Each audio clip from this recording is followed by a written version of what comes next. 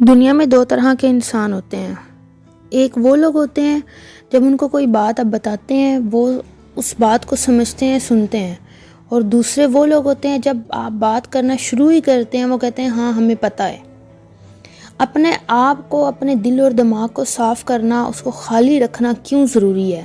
اس video میں ہم کچھ ایسی باتیں جانیں گے جو آپ نے پہلے نہیں سنی ہوں گی۔ پاور آف ایمٹینس کیا ہے؟ خود کو خالی کرنا، اپنے دل و دماغ کو خالی کرنا کتنا ضروری ہے؟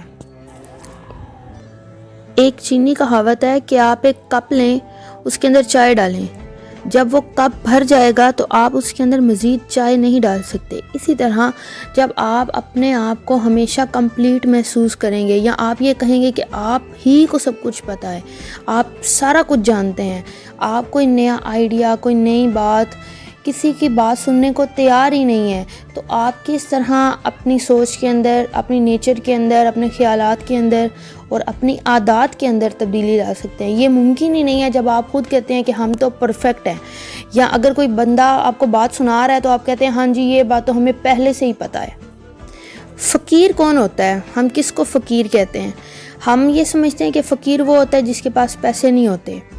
باغ حسین کمال صاحب کی کتاب ہے خطبات کمال، اس میں انہوں نے کہا ہے کہ فقیر اور فقراء، اصل میں فقیر وہ انسان ہوتا ہے جس کے پاس سب کچھ ہوتا ہے لیکن وہ اس کو کہتا ہے کہ اپنے آپ کو وہ خالی سمجھتا ہے، وہ یہ سمجھتا ہے کہ میرے پاس کچھ نہیں ہے۔ یوٹیوب کا ایک چینل ہے مست مست ہیلرز، اس میں ڈاکٹر محمد جاوید صورت رحمان کے ذریعے روحانی اور جسمانی بیماریوں کا علاج بتاتے ہیں۔ آپ اس چینل میں جائیں، ان کے سیشن سنیں، آپ کو ایسی ایسی باتیں پتہ چلیں گی۔ وہ ایک بات بڑی ریپیٹ کرتے ہیں، وہ کہتے ہیں کہ سر دینا پڑتا ہے۔ آپ اپنا سر، جہاں پہ بھی آپ کی لاجک آ جائے گی، جہاں پہ آپ ہر چیز کو کوسچن کریں گے، آپ یہ سمجھتے ہیں کہ آپ فن خان ہیں، آپ کو ہی سب کچھ پتہ ہے۔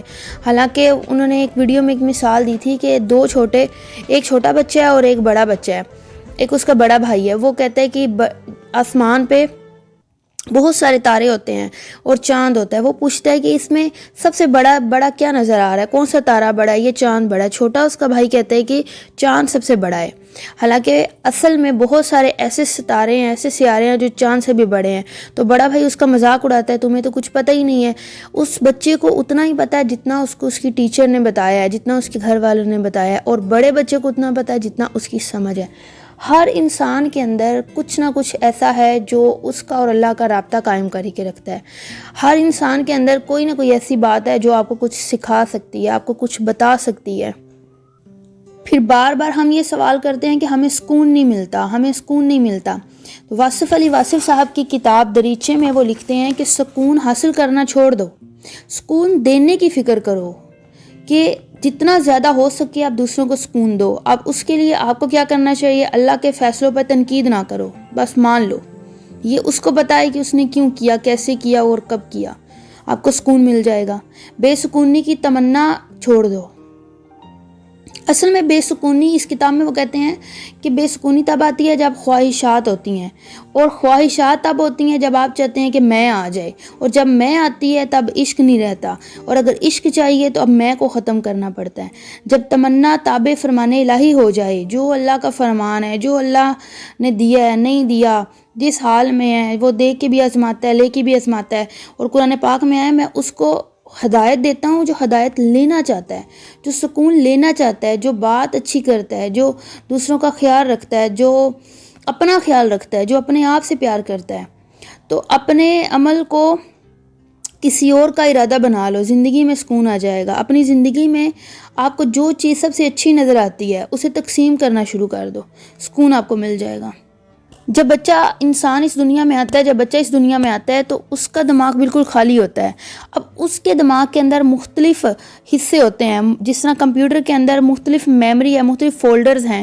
وہ فولڈرز آہستہ آہستہ گھر والوں کی وجہ سے، والدین کی وجہ سے، فیملی کی وجہ سے، سوسائٹی کی وجہ سے، اس کے علاوہ مذہب کی وجہ سے اور اس کے اپنے ایکسپیرینسز کی وجہ سے وہ فولڈرز بھر جاتے ہیں، اور انہی معلومات اور انہی ڈیٹا انفارمیشن کی بیس پہ وہ کہتے ہیں ہاں جی مجھے تو سب کچھ پتہ ہے، حالانکہ اس کو کچھ نہیں پتہ، اور اس کو وہ اتنا ہی پتہ ہے جتنا اللہ نے اس کو دیا ہے۔ تو جس لیول پہ آپ ہیں، اپنے آپ کو، اپنے دل کو صاف کریں۔ دل کو صاف کرنے کا طریقہ صرف یہ ہے جو ڈاکٹر صاحب نے بھی بتایا ہے اپنے چینل مست مست ہیلرز پہ کہ آپ صرف سورۃ الرحمن سنیں آنکھیں بند کر کے 7 دن کے لیے، اور اس کے اندر آپ نے بالکل اپنا دل صاف کر کے بس یہ بات آپ نے یاد رکھنی ہے، آپ نے یہ بولنا ہے کہ میں نے سب کو معاف کیا، اپنے آپ کو معاف کیا، اور میں جو ہوں، جہاں ہوں، جیسا ہوں، بس اپنی ذات کو اللہ کے سپرد کر دیں۔